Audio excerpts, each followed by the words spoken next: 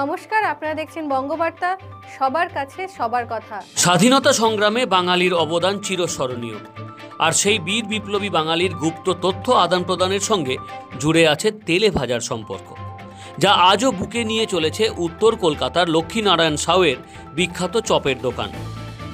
দোকানের মালিক কেষ্টকুমার গুপ্ত ও নেতাজি প্রেমীরা সকাল 8:30 থেকে আজ ফ্রিতে নেতাজির স্মৃতি বিজড়িত চপের দোকানে উদ্দীপনায় মেতেছেন। বঙ্গবার্তার দর্শকদের জন্য প্রতিনিধি সীমন্তিনী সাহু সকাল থেকেই রয়েছেন, কথা বলছেন সাধারণ মানুষের সঙ্গে, তাদের মনে নেতাজির আবেগের তল পেতে। এই দোকান স্বাধীনতা সংগ্রামীদের একটা ইনফরমেশন সেন্টার ছিল।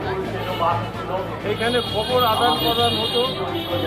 তারপর কোনো গুপ্ত মিটিং হলে পরে আমার দাদু তেলে ভাজা মুড়ি আর চা ওই মিটিংয়ে দিতেন। উনি অনেক স্বাধীনতা সংগ্রামীকে তেলে ভাজা খাইয়েছেন। উনি একবার সুভাষবাবুকে তেলে ভাজা খাইয়েছেন। Bureau report, Bangabarta.